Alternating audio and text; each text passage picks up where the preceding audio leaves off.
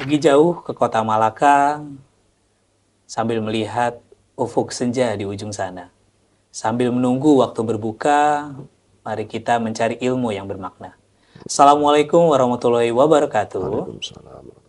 Selamat sore dan selamat datang, serta selamat bergabung di RBT, Ramadan Bareng TAP, yang jatuh pada hari ini teman-teman semua. Perkenalkan, nama saya Syaiful Umar, teman-teman maupun Bapak dan Ibu bisa memanggil saya Umar, selaku host maupun moderator pada acara sore hari ini. Nah, teman-teman maupun Bapak dan Ibu, hari ini kita bakal banyak diskusi mengenai hal-hal yang menurut saya ini penting banget dilakukan, terutama baik diri sendiri maupun perusahaan, dalam menjalankan operasional perusahaan yang lebih baik dan tentunya bisa bermanfaat ke depannya bagi perusahaan itu sendiri. Yaitu bahasan kita hari ini terkait kepatuhan. Dan sudah hadir bersama kita pemateri yang tentunya sudah memiliki sertifikasi yang handal dalam bagian materi kepatuhan, yaitu Bapak Titis Sosrotri Raharjo. Ya, Selamat sore Pak Titis, ya, apa selamat kabar sore. Bapak? Kabar baik, ya, terima Gimana nih kasih. Pak puasanya nih? Ya, alhamdulillah lancar-lancar aja lah ya. Alhamdulillah lancar. Untungnya karena sudah hadir bersama kita Pak Titis, apakah kita sudah bisa mulai Pak diskusi kita hari ini? Ya, lanjut aja. Kita lanjut ya diskusi bahasan pertama hari ini. Baik, untuk di pertanyaan pertama nih Pak, sebenarnya bagi yang awam ya Pak ya, bagi yang awam, menurut Bapak apa sih yang dimaksud dengan kepatuhan? Mungkin juga kepatuhan itu seperti apa dalam versi Bapak, terutama dalam konteks industri pasar modal itu sendiri Pak. Kepatuhan itu kalau dalam definisi saya konteksnya adalah merupakan suatu kewajiban. Oke. Ya, jadi sudah selayaknya kalau kita bicara pasar modal dalam sebuah industri keuangan, kan di sana mengedepankan yang mana kepercayaan, ya, trust. Nah, otomatis orang yang dipercayakan itu ya mau nggak mau ya harus mematuhi regulasi yang ditetapkan oleh regulator gitu ya. Oke. Nah, tentu kepatuhan ini sangat penting karena ya ibarat kata kalau saya memfilosofikan begini ya, pemodal itu adalah Tuhan. Oh, Ya, yang punya uang itu adalah Tuhan gitu oke. ya. Kemudian Tuhan itu menciptakan manusia, ya kan? Iya. Nah, artinya Tuhan itu percaya sama manusia. Nah, kemudian Tuhan bilang, saya udah percaya loh sama kamu ya. Nah, saya ingin agar kepercayaan itu dijaga, maka saya ingin kamu patuhi loh ya, gitu kan gitu. Nah, kalau nggak dipatuhi ya otomatis ya punishment ya, dalam hal ini hukuman itu pasti akan hadir. Sama di industri keuangan, pasar modal juga begitu. Regulator itu membuat aturan sebenarnya untuk melindungi, ya, untuk melindungi. Jadi kepatuhan itu kalau ditarik ke manajemen risiko menjadi suatu bukan menjadi suatu kebutuhan seperti manajemen risiko, tapi suatu kewajiban. Oke. Jadi kalau kita nggak memiliki wajib patuh, maka orang tidak akan percaya sama kita. Regulator tidak percaya, investor tidak percaya. Ya, kalau orang sudah tidak dipercaya, tentu kita bisa pahami lah ya. Kalau kita peribahasa tuh sekali lancung ke ujian, seumur hidup orang tak percaya. Begitulah kira-kira. Tapi ada poin penting yang saya tadi dapat, kepatuhan adalah kewajiban, bukan sebuah pilihan apa ya. Jadi Bukan. sebuah perusahaan maupun individu yang terlibat harus patuh terhadap segala kepatuhan yang memang sudah ditetapkan dari sebuah regulasi. Ini sebuah pembelajaran yang awal sebagai pembuka lebih menarik nih Pak ya, untuk kita Iya. diskusi lebih lanjut. Kita lanjut ke pertanyaan selanjutnya. Tadi sebenarnya sudah disinggung sedikit sama Bapak, terkait kepatuhan itu menjadi sebuah aspek penting. Sebenarnya kenapa sih Pak kepatuhan menjadi sebuah aspek penting, terutama dalam operasional perusahaan dalam sebuah jasa keuangan Pak? Iya. Ya itu tadi tadi Umar sudah menyebutkan udah benar itu bahwa kepatuhan itu bukan pilihan. Ya, makanya saya suka menyatakan kalau ada orang bilang mari kita ciptakan budaya kepatuhan gitu. Saya nggak setuju gitu loh ya. Karena kepatuhan itu bukan budaya. Oke. Kepatuhan itu kewajiban. Kalau kita bilang budaya berarti kita boleh memilih. Nah, Ada pilihan. Boleh dong macam budaya, gitu ya kan. Saya sebagai orang Jawa tinggal di daerah Batak gitu. Boleh dong pilihan saya ngikutin atau tidak gitu kan. Tapi kalau kepatuhan nggak bisa pilih. Inilah yang membedakan kepatuhan dengan manajemen risiko. Ya, kalau manajemen risiko pilihan, ya. Tapi kalau yang namanya kepatuhan bukan pilihan. Jadi itu bukan, jadi menciptakan boleh kata-kata budaya, tapi ada sambungan tambahan katanya, menciptakan budaya wajib patuh. Itu saya. Jadi kalau tentu kalau sudah itu menjadi suatu kewajiban, maka sependek pemahaman saya otomatis bahwa kepatuhan itu melindungi perusahaan, terutama dari yang pertama risiko hukum itu paling tinggi. Karena kita berdiri operasionalnya sebuah perusahaan itu tentu di atas payung hukum, ya. Jadi bukan di payung itu, jadi kita di atasnya gitu. Ya. Jadi kita harus tahu gitu. Ya, kalau misalnya kita sadar ya berarti kita harus berlindung di bawah hukum itu. Nah, kemudian yang kedua tentu kita perlu pahami, kalau saya selalu bilang manajemen risiko itu yang tertinggi itu adalah risiko hukum, saya bilang ya. Kenapa risiko hukum? Karena sebuah institusi itu diawali dengan sebuah dokumen hukum. Ya. Nah, kalau kita tidak bisa melindungi diri kita dengan hukum, ya, maka atau tidak bisa mematuhi hukum, maka berikutnya reputasi. Tadi saya bilang ya, dengan peribahasa tadi reputasi. Nah, kalau kita bisa mempertahankan reputasi itu tentu kita bisa etiknya tinggi ya, gitu ya. Kan ngelakuin ke etika ya. Betul, iya. Nah, sehingga kepercayaan publik itu akan tinggi kepada kita. Nah, kalau sudah publik itu sudah tinggi, tentu secara operasional juga kita akan lebih mudah, ya. Kemudian dari sisi sustainability, keberlanjutan bisnisnya itu juga menjadi kita bisa meneropong lah ya. Jadi begini, kita bisa melihat ya, kita 2-3 tahun atau 10 tahun atau 20 tahun ke depan itu akan seperti apa ya, cerminannya hari ini. Ya. Kalau hari ini kita disiplin, hari ini kita patuh, maka kita bisa melihat 20-30 tahun ke depan kita bisa bertahan atau tidak. Beda, Umar bisa melihat lah ya. Misalkan ada membedakan ya. Saya melihat ada keluarga yang jam tidur siangnya terserah dia, anak nggak pulang nggak apa-apa gitu kan. Kemudian kita bedakan dengan sebuah keluarga yang tertib, disiplin segala macam. Nah, kita bisa lihat 23 tahun ke depan itu seperti apa, keluarga bisa kelihatan. Nah, perusahaan juga begitu. Nah, ini apalagi yang namanya dunia keuangan. Dunia keuangan adalah dunia kepercayaan. Bagaimana kalau orang mau percaya sama kita kalau kita tidak patuh terhadap aturan-aturan yang kita buat sendiri, yang dibuat oleh regulator, gitu kan? Atau etik conduct yang ada di masyarakat, di profesi. Itu sih jawaban saya untuk jawaban Umar tadi. Banyak sekali aspek-aspek ternyata yang penting ya Pak ya, menjadi dalam sebuah kepatuhan itu, sehingga kita akhirnya perlu belajar, perlu untuk memahami bahwa sebuah kepatuhan itu menjadi sebuah sangat penting dalam diri kita. Tapi ada satu hal yang menurut saya menarik tadi Bapak sampaikan, budaya itu tidak diciptakan, tapi bagaimana kita menciptakan menjadi budaya wajib patuh gitu. Jadi bukan hanya sekedar budaya tersendiri, tapi budaya wajib kepatuhan. Dan paling penting tadi, apa yang kita ingin usahakan ke depan adalah cerminan kita bagaimana hari ini untuk mencapai hal-hal ke depan itu sendiri. Nah, paling penting adalah dengan mengikut, tentunya bukan hanya sekedar kepatuhan tadi, apalagi kalau kita mau lebih ikut nih, dengan ikut pelatihan sertifikasi kepatuhan, teman-teman maupun Bapak dan Ibu bisa memastikan bahwa timnya bisa selalu up to date dengan regulasi terbaru dan menghindari dengan sanksi-sanksi yang tidak diperlukan tentunya.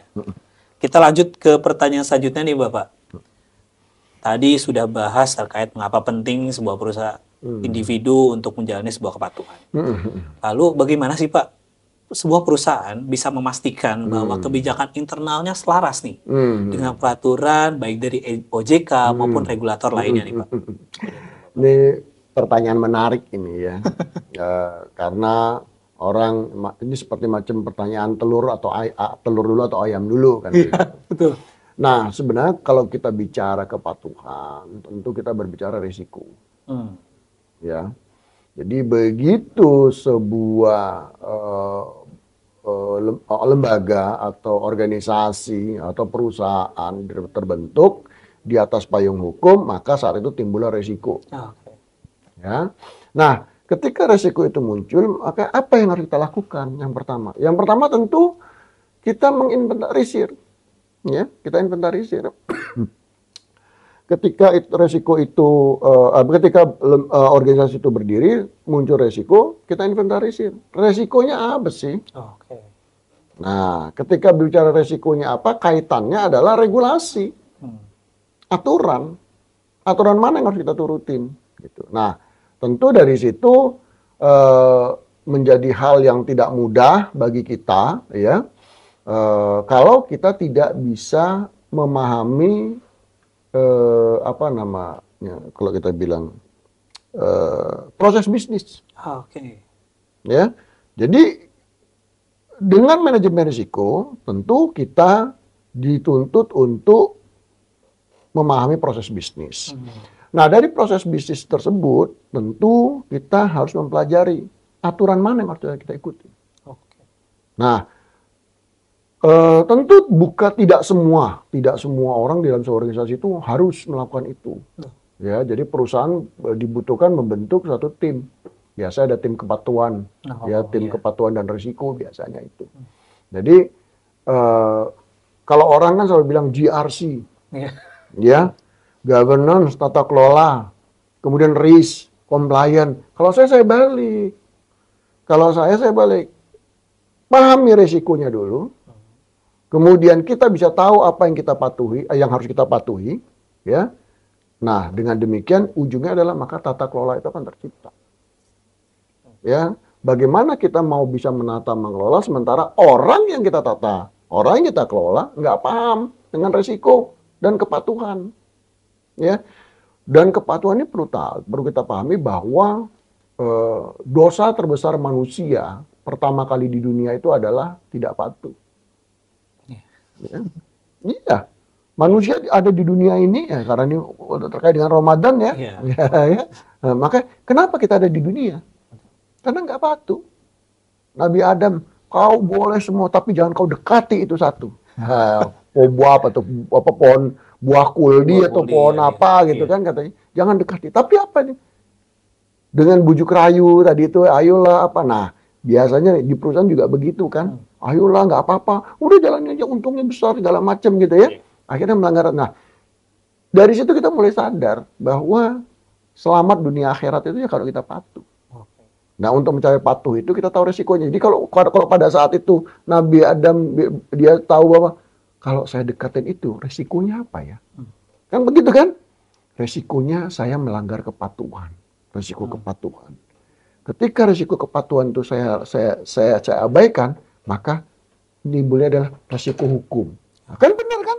Dia nggak patuh, dia dekati, maka Allah menghukum, Tuhan menghukum, turun kau ke dunia. Nah, coba Nabi Adam itu patuh. Mungkin kita akan enak hidup di surga. Nggak ada dunia ini kan begitu ya. Itu kan menurut kepercayaan kita masing-masing. Nah itu. Jadi sudah selayaknya membentuk tim. Kalau kita dalam satu organisasi tim. Kemudian berikutnya tim itu mempelajari prosedur. Nah prosedur itu ditarik ke atas gitu ya. Ada nggak landasan hukumnya? Ada nggak landasan? Itu yang paling penting. Ada nggak landasan hukumnya? Nah, kemudian kalau memang kita ragu-ragu, lagi-lagi dunia fuka ini, kolaborasi harus dijalankan. Dengan siapa berkolaborasi? Dengan regulator. Bisa langsung ke regulator, bisa melalui asosiasi, atau bisa melalui teman-teman profesi atau industri. Nah, berkolaborasilah di sana. Karena apa?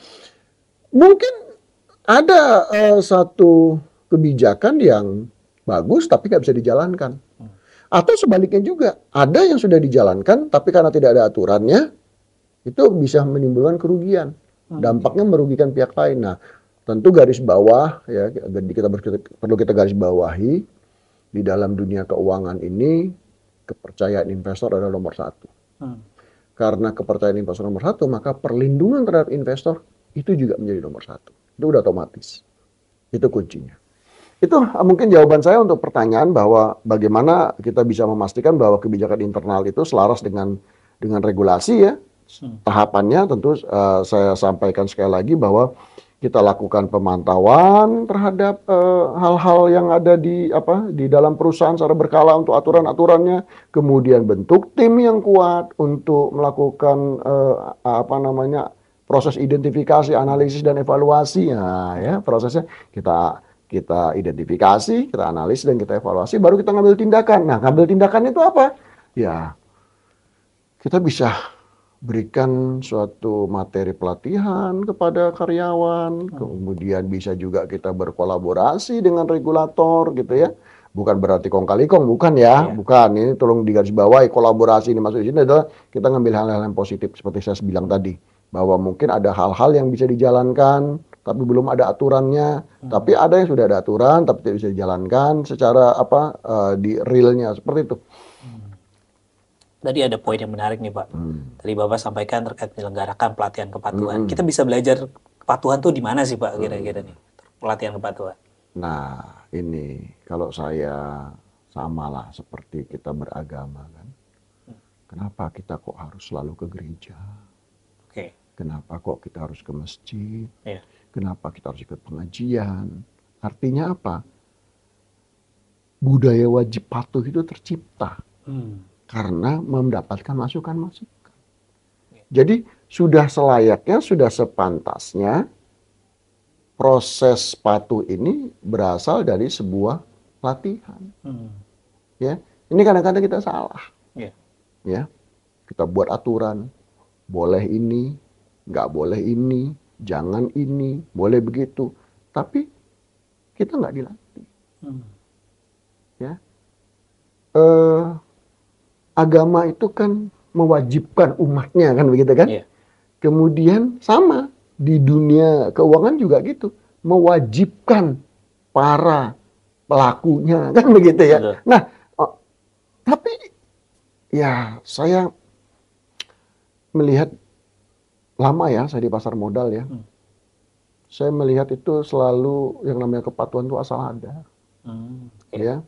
Jadi mereka mengabaikan bahwa seolah-olah bahwa suatu kewajiban wajib patuh itu hanya dijalankan oleh divisi kepatuhan. Padahal nggak begitu. Ya. Justru manusianya. Makanya kalau saya bilang seperti ISO ada standar internasionalnya tuh ya. Untuk kepatuhan, untuk risiko, itu yang distandarisasi manusianya. Manusianya, bukan lembaganya. Beda dengan mutu ya. Kalau mutu mungkin lembaganya gitu. Tapi kalau yang kepatuhan dan risiko itu ya orang-orang itu tadi. Yang satu menciptakan budaya sadar risiko. Yang kedua menciptakan budaya wajib patuh. Seperti itu. Jadi itu jawaban saya. Jadi bisa dilahirkan dengan melakukan pelatihan. Kalau tanpa pelatihan sulit lah. Sekarang saya mau tanya, ada nggak orang jadi ustadz belajar otodidak? Nggak bisa. Pasti dia menyebutkan bahwa guru pasti kan menyebut begitu. Ya, dia menunjukkan sumbernya. Nah, sekarang kalau dia otodidak sulit. Nah, jadi ya kompetensi itu tercipta dari pelatihan. Itu tadi saya bilang. Dari pelatihan. Nah, Pak, kita lanjut ke pertanyaan selanjutnya. Yaitu, nah, tadi kita udah bahas terkait penting, terus juga bagaimana peraturan itu bisa selaras dengan kepatuhan. Selanjutnya, seberapa sering sih seharusnya kebijakan peraturan atau enggak kebijakan peraturan kepatuhan itu harus diperbarui? Dan siapa sih yang seharusnya bertanggung jawab atas pembaharuan hal tersebut? Nah, itulah tadi yang saya bilang ya. Bahwa yang namanya aturan itu sama seperti resiko, sifatnya dinamis, ya, berubah kapan waktu, ya, berubah kapan ada kesempatan. Ketika apa? Ketika terjadi ada perubahan sebuah proses bisnis, ya. Nah, saya sih selalu menggaris, saya nggak mau dibilang, oh Pak Titis jualan begitu, enggak, saya nggak mau ya, karena tadi sudah menyebut kata itu tadi, enggak, ya, saya cuma bilang begini aja lah, paling gampang begini. kalau kita ngapain sih kita ngaji? Ngapain sih kita belajar agama? Iya. Apa kata apa Rasulullah ya, karena Rasulullah bilang bahwa tuntutlah ilmu, walaupun katanya bukan hadis sahih atau apa, tuntutlah ilmu sampai ke negeri Cina katanya begitu kan. Nah, kemudian jangan bilang negeri Cinanya, tapi tuntutlah ilmu sampai ke liang lahat kan begitu. Artinya apa? Kepatuhan ini bisa tercipta kalau memang kita banyak berinteraksi dengan semua pihak. Jadi kenapa harus ada pelatihan ya? Pelatihan bukan hanya sekedar pelatihan, bisa seminar, webinar atau lainnya, agar kita mendapatkan insight-insight terbaru. Ya, jangan ketinggalan jangan ketinggalan zaman kan begitu. Karena kita ketahui bahwa dunia bisnis hari ini itu kalau dulu kata orang kan teknologi yang berubah ya. Teknologi cepat berubah gitu ya. Handphone aja, waduh setiap menit berubah, ada yang fiturnya nambah fitur A, fitur B segala macam. Tapi sekarang itu lapangan pekerjaan juga berubah setiap waktunya gitu. Dan itu juga resiko gitu. Nah kemudian kalau kita bicara kepatuhan, ya dulu mungkin kita nggak pernah terpikirkan bahwa seorang konsumen itu wajib mematuhi aturan. Mungkin kita nggak pikir itu. Itu punya orang yang punya lembaga aja. Tapi di dunia sekarang ada aturannya. Seperti macam di pasar modal. Nggak boleh kita sembarangan ngomong kalau kita tidak memiliki kompetensinya kan begitu ya. Nah sehingga tadi saya bilang kembali ke awal tadi. Kenapa kok kita belajar disuruh berguru, banyak guru, ya pindah tempat segala macam. Kenapa kok kita disuruh ikut ngaji segala macam. Nah itu artinya kita disuruh menimba ilmu. Nah untuk kepatuhan juga begitu. Nggak bisa sih otodidak bisa, saya bilang ya. Cuman ya namanya kepatuhan itu kan ada standarnya. Betul. Standar patuhnya itu ada. Jadi semakin banyak guru semakin bagus. Itu sih jawaban saya. Kita lanjut ke pertanyaan selanjutnya nih Pak.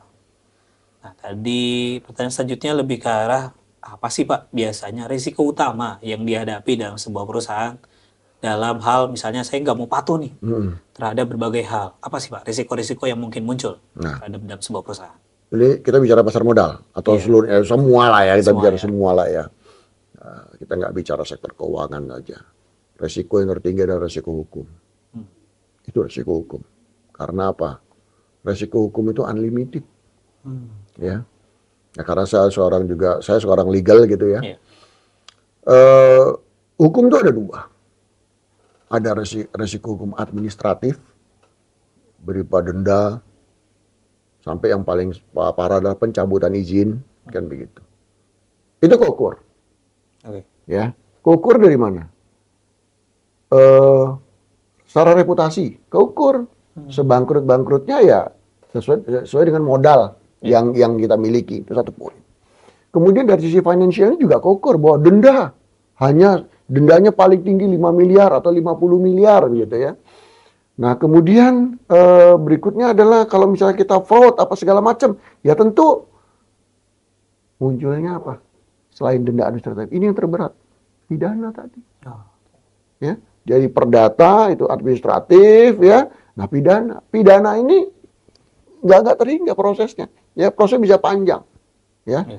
Panjang, hukumannya juga tergantung bagaimana pelanggarannya. Kemudian kalau dia bahkan kalau kita lihat seperti di negara-negara yang keras dalam memberikan hukuman, kalau dia merugikan banyak orang, ya, apalagi misalkan dana sosial yang diselewengkan gitu, itu hukumnya hukuman mati itu. Ya, kalau dia tidak patuh gitu ya, itu kalau dia berbau kemaslahatan umat, itu hukumannya bisa hukuman mati. Seperti di negeri Cina gitu. Nah, dari sini kita bisa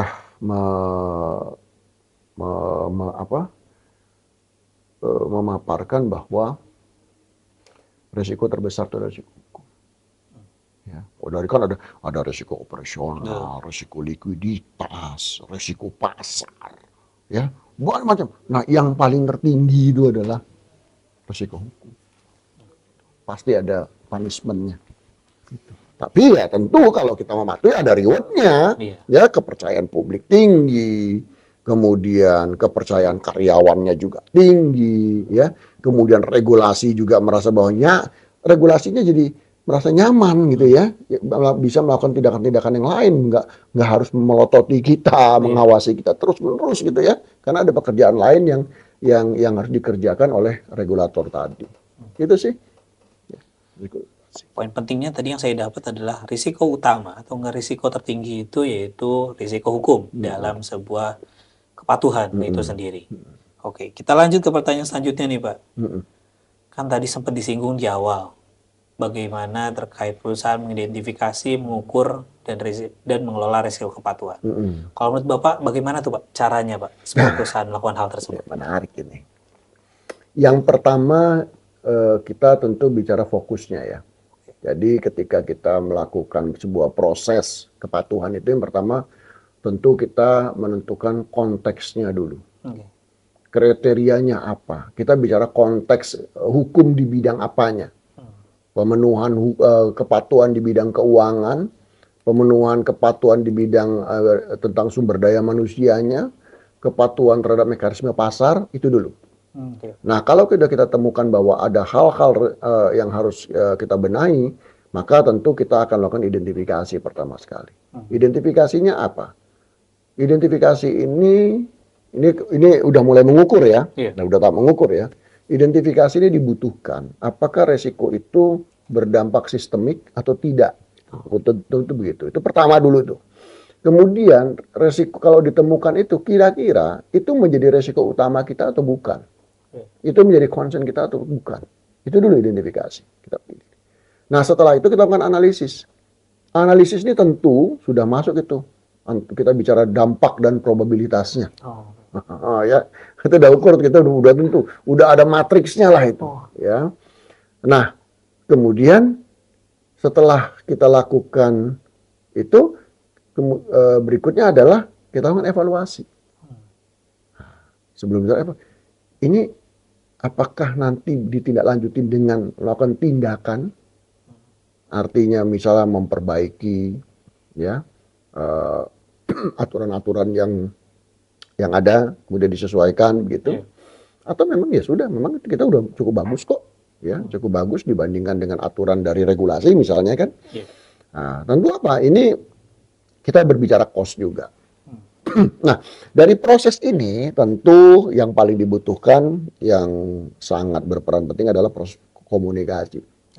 Bagaimana kita melakukan komunikasi tadi. Kemudian bagaimana kita tadi yang di awal saya sebutkan ada kolaborasi tadi ya. Nah, hasil komunikasi di internal tadi ya, ketika jalankan, nah proses konsultasi itu bisa dilakukan misalnya ke regulasi. Harus dibuka ruang itu ya. Kita berkonsultasi. Kadang-kadang kita suka takut. Jangan deh, nanti malah kita diaudit. Jangan deh, bangunin macan tidur. Ini kita belak-belakan aja terbuka gitu. Sehingga kita takut berkonsultasi. Padahal tidak. Ya, kita berkonsultasi, Pak, kalau misal ke regulasi, Bapak regulasi gitu ya. Misalnya kita kalau apa di OJK gitu ya.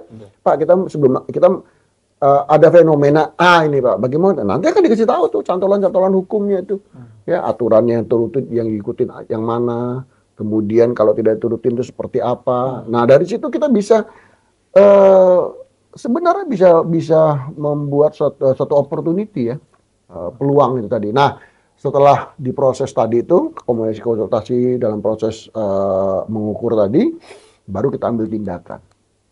Sehingga apa? Sehingga ingat bahwa ketika kita bicara kepatuhan, ketika kita bicara risiko, yang dikedepankan adalah efektivitas, bukan efisiensi.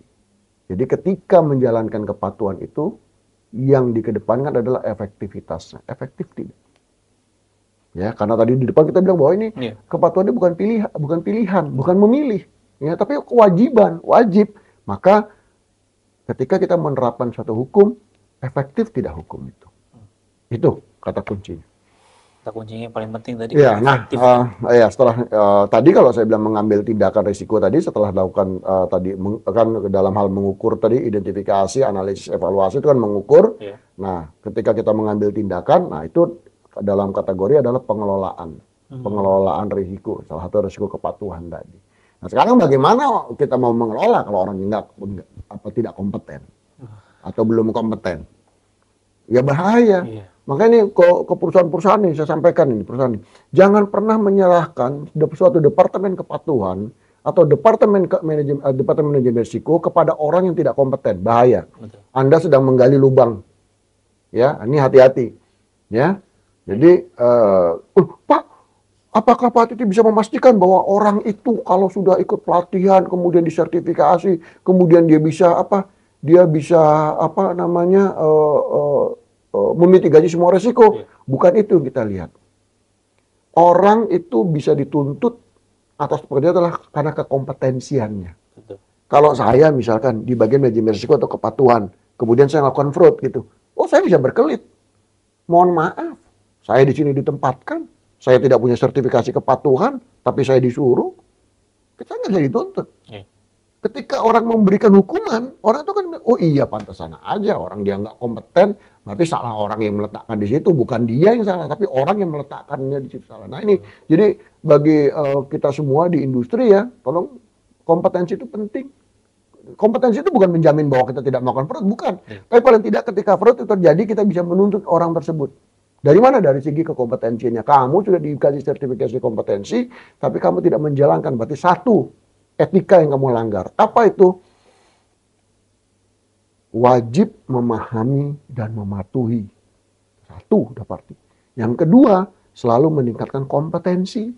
Jadi dua hal ini yang sebagai seorang profesional terus meningkatkan kompetensinya. Jadi dua hal ini yang sudah dilanggar sama dia. Karena kok begitu? Ya karena kamu sudah memiliki sertifikasi kompetensi. Betul. Nah kalau dia nggak punya sertifikasi kompetensi, mohon maaf, nggak bisa dia dituntut. Kalau misalnya di pengadilan gitu seorang legal ditanya, apa kompetensi? Saya pasti tanya pertama sekali, apa kompetensi Anda melakukan pekerjaan sebagai seorang profesional di bidang compliance atau kepatuhan? Pasti dijawab, apa ya? Surat tugas, nggak bisa. Ya, nggak bisa. Sama kalau kita punya barang, ya. Ini aslinya, pasti ditanya, mana bukti keasliannya? Ada sertifikatnya. Kalau enggak, mohon maaf. Walaupun itu barang asli, ya mohon maaf. Mungkin laku, tapi harganya downgrade. Kan begitu ya. Itu jawaban saya.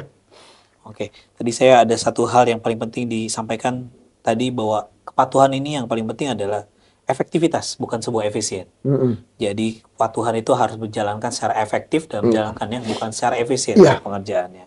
Dan tentu juga saat penunjukan dari seorang compliance atau kepatuhan sendiri harus disesuaikan. Apakah seorang tersebut memiliki kompetensinya gitu kan ya, dalam sebuah posisi tersebut. Oke, kita lanjut ke pertanyaan selanjutnya nih Bapak. Nah tadi kita udah banyak hal mengenai penting, terus juga terkait kepatuhan, bagaimana prosesnya. Boleh nggak sih Pak cerita mungkin contoh-contoh pelanggaran kepatuhan yang biasanya sering terjadi nih Pak?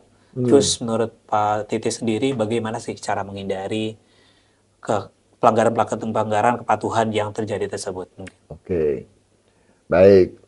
Kalau saya biasa nih pengalaman saya di pasar modal nih, di dunia keuangan terutama. Itu yang pertama adalah keterlambatan informasi biasanya. Sudah informasi terlambat, orangnya tell me, salah pikir. Ini banyak saya temui, ya. Sehingga apa? Sehingga kan yang biasanya keluhan teman-teman adalah pelaporan. Banyak banget yang dilaporin gitu kan gitu ya. Waduh, 1 tahun mungkin ada 60 sampai 80 laporan begitu ya. Sebenarnya kalau kita update informasi, sebenarnya laporan itu bisa dikerjakan jauh-jauh hari kok. Bukan di mepet-mepet waktu kok. Begitu. Kenapa pelaporan itu penting? Pelaporan itu penting agar pihak lain, kan gini, kita kan dibangun sebuah regulasi. Regulasi itu kan sifatnya melindungi. Betul. Ya kan? Nah, kenapa laporan itu penting? Itu satu mitigasi resiko. Karena resiko itu yang pertama kan selalu dibilang bahwa resiko itu sifatnya dinamis. Kemudian ada prinsip manajemen risiko ya. Salah satu prinsipnya adalah VATM kalau saya bilang. Informasi yang terbaik yang diterima. Nah sekarang kalau informasinya terlambat, bagaimana regulasi itu bisa mengambil tindakan? Bagaimana regulasi itu bisa mencium bahwa ini kalau didiamkan akan berdampak A, B, C, D. Tiba-tiba kejadian sesuatu. Nah inilah kadang-kadang teman-teman ini mengabaikan, mungkin karena ini kali ya, belum ikut pelatihan manajemen risiko kali ya, sehingga dia nggak paham bahwa risiko itu sifatnya dinamis. Ya, ketika dia bilang gampang entar lah, tahu kejadian. Padahal kalau dikerjakan sebelumnya dia udah tahu nih, oh iya ini udah tahu gejala-gejalanya. Nih kadang-kadang seperti itu. Dia mengabaikan itu tadi, kemudian dia mengabaikan informasi. Kemudian satu lagi yang paling penting di pasar modal biasanya mengenai informasi. Ya. Kepatuhan ini sebenarnya menuntut kita untuk mematuhi sebuah informasi. Nah, kita tahu bahwa informasi dalam itu sangat-sangat mempengaruhi di dalam dunia keuangan. Istilah kalau itu insider lah. Insider information maupun insider trading. Kalau kita itu hukumannya berat itu ya, karena akan merugikan banyak pihak gitu ya. Nah, tapi kalau kita ada jiwa patuh, ya tentu kita, wah ini nggak boleh. Kalau kita sampaikan keluar nanti resikonya ABCD. Itu kalau itu bisa kita pahami, tentu kita akan konsisten dan karyawan tahu. Ingat ya bahwa insider informasi ini itu dari atas ya, atas sampai ke bawah, sampai sekelas OB pun. Ya. Nah, bayangkan kalau tadi di depan ya, saya bilang bahwa kalau sebuah perusahaan itu dijalankan dengan barbar dalam tanda kutip istilahnya, sembrono sesuka hati segala macam gitu, ya tentu dampaknya kita ketahui bahwa tidak ada kerahasiaan lagi di dalam perusahaan itu, dan itu berbahaya dalam menjalankan bisnis. Oke, selanjutnya yang terpenting lagi adalah mengenai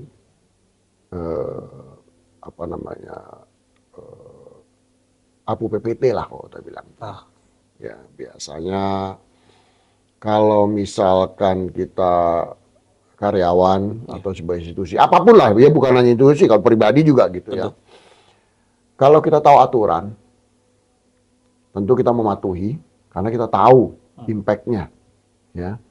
Apalagi sekarang itu, kalau saya sih terus termasuk orang yang paling takut, paling khawatir kalau ketika ada masalah tindakan kriminal keuangan itu diarahkan ke tindak pidana pencucian uang. Karena itu hukumannya keras. Bisa 20 tahun ya. Kalau tidak salah itu ya. Pidananya gitu ya. Nah, itu tentu berdampak juga kalau di perusahaan.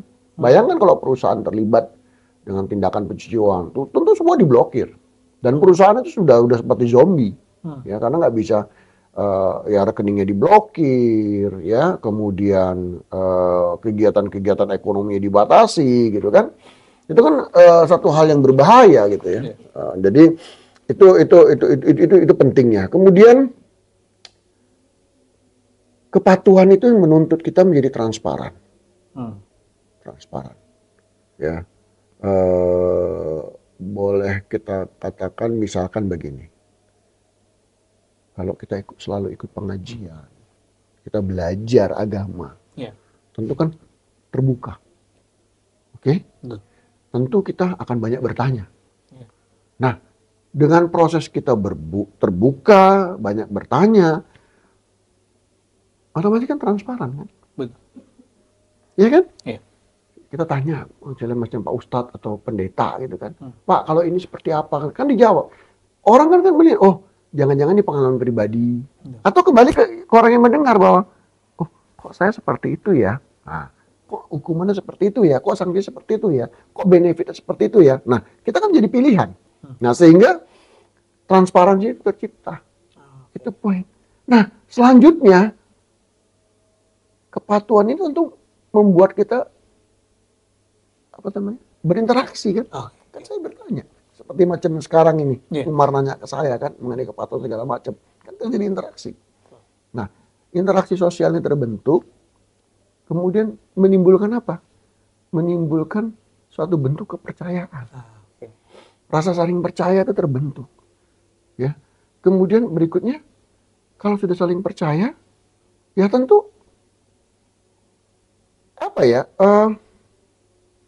kita bisa tahu kalau ada masalah kemana kita harus mengadu itu kita tahu dan salurannya itu tepat.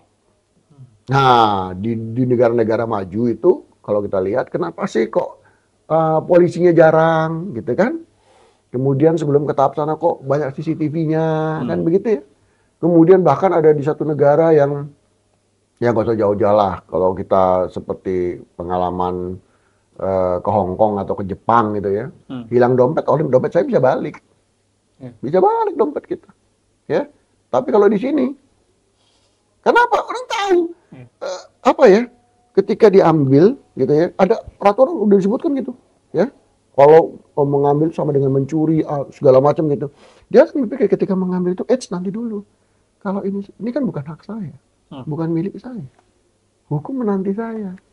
Nah, jadi ada bukan rasa takut itu, rasa mematuhi hukum. Jadi bukan rasa takut terhadap hukum. Kalau di kita masih rasa takut. Ya karena itu tadi, ya budaya wajib patuh belum tercipta karena orang yang menjalankan, yang menjadi bagian kepatuhan itu, ya mungkin hanya sekedar tahu, bukan orang yang kompeten gitu ya. Begitu juga orang di manajemen risiko juga bukan orang yang kompeten. Ya sehingga tadi bahwa yang dijalankan adalah yang penting nggak ketahuan. Nah, ya, begitu dilakukan audit kepatuhan, baru ketahuan bahwa kamu nggak patuh. Seperti itulah. Kalau dari jawaban-jawaban Pak Titis tadi ya, bahwa banyak sekali contoh-contoh pelanggaran serta bagaimana cara mengatasinya terkait kepatuhan itu sendiri, sebenarnya yang paling penting dari teman-teman maupun Bapak dan Ibu, itulah kenapa penting banget buat mengikuti pelatihan-pelatihan, terutama di sertifikasi ya Bapak ya, baik manajemen risiko maupun kepatuhan. Tentunya dengan pelatihan-pelatihan tersebut bisa membekali Bapak dan Ibu nih dengan pengetahuan serta keterampilan ya Pak ya, untuk menghindari pelanggaran ini sejak awal tentunya. Sebelum terjadi lebih baik mencegah terhadap berbagai hal yang terjadi ke depannya. Kita lanjut Pak ke pertanyaan terakhir nih. Terakhir, mungkin kita udah panjang lebar bahas terkait kepatuhan, tapi ada satu hal yang kita lupakan. Bagaimana sih Pak, langkah-langkah seperti apa yang perlu kita ambil untuk memperkuat budaya wajib kepatuhan ini Pak? Terutama dalam sebuah perusahaan. Karena seringkali kita nggak sadar bahwa ya udah kita jalankan saja, tapi apakah kita sudah patuh terhadap wajib patuh itu sendiri? Kalau dari Pak Titis mungkin seperti apa caranya? Ini untuk semuanya ya, bukan hanya untuk pelaku industri, tapi untuk regulator dulu. Juga termasuk regulator. Gitu. Karena patuh ini sama seperti manajemen risiko. Ya, dibutuhkan komitmen dari pimpinan. Ya. Jadi manajemen puncak itu harus punya komitmen. Ya. Dari regulator maupun dari yang diawasinya. Ya. Kenapa? Kok dia dari pimpinan? Ya karena seperti macam Tuturi Handayani, ya kan? Ingarso Sungkrodo, Imadyo Mangunkarso, Tuturi Handayani kan gitu ya. Yang di depan harus jadi teladan. Ya. Jadi yang namanya komitmen daripada manajemen puncak itu diperlukan. Sehingga apa? Bos kita orangnya rapi loh. Sebagai anak buah ya tentu wajib rapi. Bos kita patuh loh. Jam 7 sudah hadir. Segala aturannya harus turutin. Pelaporannya harus ditertibkan segala macam. Otomatis anak buah harus mengikuti, itu kuncinya. Jadi dua hal, manajemen risiko dan kepatuhan itu ada di situ. Nah, kalau dia sudah komitmen itu terjadi, maka pimpinan itu punya kewajiban. Yang tadinya komitmen itu dituangkan dalam kebijakan. Ya. Kalau misalnya udah ada namanya Piagam Jakarta kan gitu ya. Sama kalau Islam itu apa? Piagam Madinah kalau tidak salah ya. Nah, seperti itu diturutin sama warganya. Nah, kalau kebijakan itu dibuat, maka kebijakan harus dilaksanakan. Nah, caranya apa? Ya harus tingkatkan skill. Ibarat kebijakan adalah knowledge. Ya. Nah, knowledge itu dijalankan. Ya. Dengan apa? Dengan skill. Bagaimana caranya? Ya ikutin pelatihan dong. Harus dilatih dong. Bagaimana skill itu tercipta kalau tidak dilatih? Nah, oke, jadi udah ya tadi komitmen manajemen puncak, ya, kemudian dituangkan dalam kebijakan, kemudian dilatih orang-orang ini tadi. Nah, 3 hal ini, ya, Tiga hal ini itu akan menciptakan apa? Akan menciptakan orang yang memiliki skill. Nah, nanti kan kalau knowledge sudah terbentuk, skillnya ada, akan terbentuk namanya attitude. Attitude itu kalau saya bilang bukan hanya sekedar etika, tapi sikap kerja, ya. Nah, kalau di dalam kepatuhan itu adalah lapor, ya, memenuhi pelaporan segala macam. Nah, ibarat kata beginilah, ibarat kata nih ya. Kalau saya sih larinya kembali lagi sih ke agama gitu ya. Ya. Ada satu setelah mencari ilmu segala macam, ada satu yang nggak perlu yang tidak boleh dilupakan. Apa itu? Sholat. Sholat itu ngelapor. Lapor, ya. Sama. Kenapa kok harus ke gereja? Ya ngelapor, dia melapor. Semacam apa namanya ya? Introspeksi diri lah gitu. Nah, makanya di dalam dunia keuangan juga pelaporan itu penting seperti saya bilang tadi. Hei Tuhan, saya melapor hari ini saya begini-begini. Sama. Hei OJK, saya melapor kondisinya begini-begini. Nanti kalau Tuhan mengirim ya malaikat rokib dan atib gitu ya untuk apa namanya? Untuk terjun ke lapangan gitu kan. Masyarakat. Sama OJK juga begitu. Ini laporannya iya. Coba deh dilakukan stress test dah. Dilakukan tes gitu, benar nggak sih laporan ini? Nah, makanya muncul setelah itu adalah audit ya. Nah, ketika audit temuannya tidak banyak, gitu ya. Kemudian kalau memang perlu dibutuhkan teknologi, kita gunakan teknologi. Nah, sehingga saya membuat kalau ada gambar itu semacam piramida gitu ya. Nah, mungkin biasa dipraktekkan, silahkan ya. Kalau dia orang sadar resiko. Ya, kan saya bilang resiko di depan tuh ya. Kalau orang dia tingkat manajemen resikonya tinggi, maka dapat dipastikan ya tingkat kepatuhannya itu tinggi. Ya, jadi kalau piramida itu ya, piramida ini, kalau dia manajemen resikonya tinggi, maka tingkat kepatuhannya itu akan tinggi. Dan temuan auditnya akan sedikit. Coba praktekkan. Saya ulangin ya. Kalau sebuah organisasi dia menjalankan manajemen risiko dengan baik, ya, sesuai dengan kebijakan risikonya, maka dapat dipastikan tingkat kepatuhannya tinggi. Dan temuan auditnya rendah. Saya rasa itu penutupnya. Ya. Jadi untuk mencapai di sana, ya harus mampu menciptakan sumber daya yang kompeten. Dengan cara apa? Bisa dalam bentuk pelatihan, training ya, coaching, workshop, di mana nanti begitu selesai semua ditingkatkan. Dengan apa? Dengan sertifikasi kompetensi tadi. Sehingga apa? Orang yang sudah dilatih, orang yang sudah tersertifikasi dan dinyatakan kompeten, dia bisa dituntut atas kekompetensiannya tadi. Itu jawaban saya.